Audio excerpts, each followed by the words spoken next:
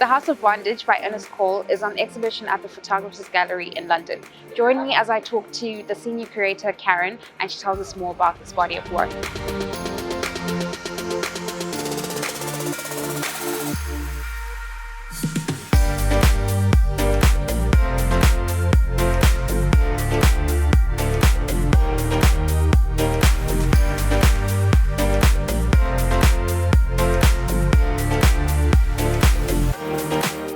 Hi, Karen. Hello. Thank you so much for allowing us to talk to you about Ernest Cole's exhibition. No, thank you for being here. I know our viewers might not know who is Ernest Cole and why this exhibition on the book, The House of Bondage. Sure. So Ernest Cole is a South African photographer born near Pretoria in 1940. He was an incredible talent. He got a hold of a camera at around 15. He left school at 17 and pursued a career as a freelance photographer. He was in school at a time when an awful lot of big change was happening in South Africa due to the increasingly restricting apartheid laws. So two big things happened to him as a young man that had a huge impact. One was while he was in high school, the Bantu Education Act came in, so his education was downgraded significantly. The theory of the minority white governing government was to then educate black people purely for servitude. So he had, luckily for him, that only came in when he was 17, so he'd already had the bulk of his education. So he left in protest. He left school and continued his education via correspondence. Also, his family were one of the many families in many neighbourhoods in South Africa whereby they lived. They had a home in a thriving community that the apartheid government kind of just earmarked for white settlement. So it was cleared. So they were rehoused as a family when he was a young man as well. So he very much lived through these really brutal consequences of the apartheid regime. He began at Drum magazine, which was it was white owned, but it was for kind of the black population in South Africa. It was a kind of a colour magazine at the time. So he got work there as a darkroom assistant, learned some skills, picked up some basics, didn't want to continue as a darkroom assistant, was very ambitious, so he quit there and became a freelance photojournalist. As all black South Africans were, his movements were very restricted. He would have had to carry a passbook that could be checked by the authorities at any time. So he came up with a plan, which very few people managed to do, which was to get reclassified from black to coloured. And I use the word coloured in the context of South Africa at the time. That change in classification allowed him to move around more freely as a photojournalist. It allowed him not to have to carry a passbook for checking, and it also allowed him obtain a passport. As he operated as a photojournalist, he began making this plan for the book, The House of Bondage. Had a very kind of clear vision of what the chapters would be, amassed that work at considerable individual risk. If he had have been raided by the authorities, if anyone in authority had have found this type of imagery on him, he would have certainly had severe consequences. He obtained a visa for France. He was a Catholic and he said that he wanted to go to Lourdes on pilgrimage. Yeah. So he got out of South Africa via Europe but towards America, and took some contacts with him, but also got some sent from friends to onward postal addresses. And this body of work that we're standing in, these chapters that he authored, were published about 11 months after he arrived in America.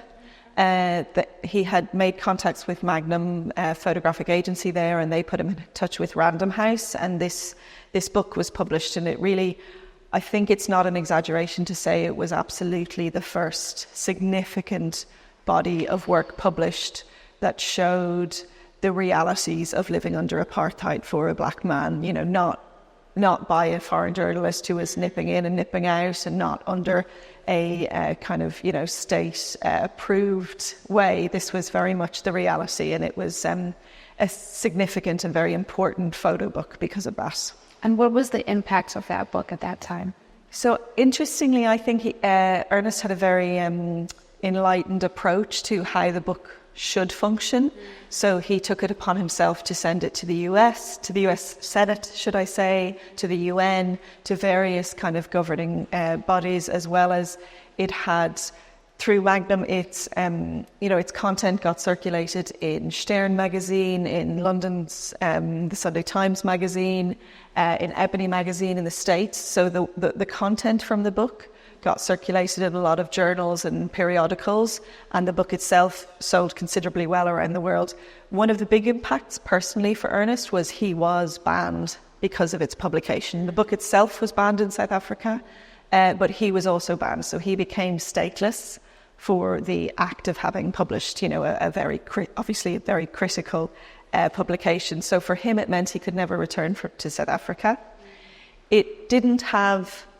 Obviously, it was an extremely complicated and entrenched political situation. The book did not turn the tide, but it did absolutely increase awareness and allow the way for more stories like this to come out. And I think on a slightly hopeful note, we do know for certain that he died in 1990, so very prematurely, sadly. But his family from South Africa do say that he did die. I think it was a few days even after Mandela was released, so he did live to see some real change in South Africa, but very much as a stateless outsider who couldn't return. Yeah, and the book has since been republished in 2022 with an additional chapter. Yes. Can you talk more about that? Sure. So there's a chapter for the book which was found within Cole's notes. So he had written a text for it, he had made an edit for it, he had titled it Black Ingenuity. The chapter refers to sport, it refers to music, it refers to dancing, so it's kind of lots of cultural activity. And in some way, we don't know if Cole himself edited it out of the original publication or if perhaps the publishers suggested it come out. We really, really don't know. And I'd love to know, to be honest. There's no record of that. But what we do know is it probably strikes a more hopeful tone or a more positive tone than the rest of the book. So one can suppose maybe that the reason that it was edited out was because that was going against the aim of the book, which was to show how dire the situation actually on the ground was. With that intervening, 30 plus years or, a significant amount of time since the first publication, then it felt, in close collaboration and discussion with the family estate, it felt right to include it in both the re-edition of the book and the subsequent, accompanying exhibitions that have happened. Amazing. And the timing of the exhibition as well, as I mentioned, this is 30 years South Africa celebrating post-independence, apartheid. How do you see this exhibition sitting in the context of that? Sure. I mean, I think it's really, really crucial that the realities of this situation are faced and examined and re-examined. And not just in the context of South Africa, but in the context of parts of the world right now where, two-tiered statehood still exists, where economic disparity still exists along racial lines, where oppression exists. So it's very much a book that's about, to use a cliche, speaking truth to power. That sort of idea of the cost of dissent as well, the personal cost to Cole for the people outside of South Africa really getting a much deeper understanding of what the conditions actually were. And also for us all to kind of question ourselves, how do we as humans allow each other to be dehumanized? And this is it's very much a manifesto by Cole to look at that carefully. So kind of in honor of his effort, I think it's important, to look carefully and reflect. And as you were putting together, curating this exhibition, which chapter stood out the most to you? I mean, The Nightmare Rides is perhaps the most kind of visually arresting, clear sort of exposition of the absolute ludicrous nature of when you look at a platform that is, so entirely packed to the point where people are jeopardizing their lives in terms of falling off the edge. And then you have right beside it, this very spacious kind of, so you have that really, really sort of very, very clear illustration of how surreal, these restrictions were, and how it was ever kind of allowed to be. But there's lots of chapters that are very, Heirs to Poverty, I find, its concentration on young people. He had a real affinity, I think, with photographing young people very well, and with great sort of empathy. In terms of other chapters, also, the tenderness that's there in the servitude chapters.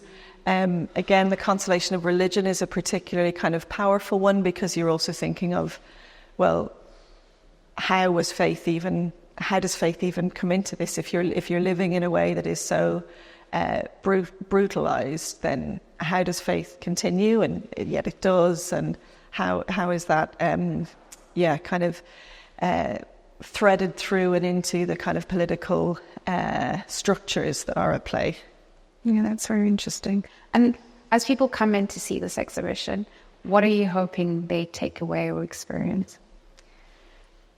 A deeper understanding of the way that this system was allowed to affect every aspect of people's lives, and on a sort of a slightly broader or more philosophical idea, just to relate in a strong way with that idea of how things are allowed to become normalized. How did it become normalized? The huge comfort and advantage that was bestowed on a minority governing population, and just to check ourselves, I guess, and our own privileges, but also not to assume that if all of the structures around us are skewed, that we would be able to necessarily see more clearly ourselves, but to certainly aim towards that. Well, thank you so much, Karen. Thank you. Yeah, thank you for sharing this with us. And I hope more people will come in and see the exhibition and experience it. Because obviously, when you walk through it, you're one person when you enter the room, you're another person when you leave. It speaks to the power of photography.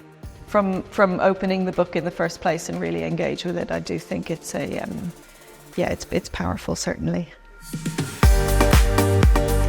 What an experience. The House of Bondage is on exhibition until the 22nd of September, so do come and check it out. Don't forget to comment, like, and subscribe, and I'll see you guys in the next video.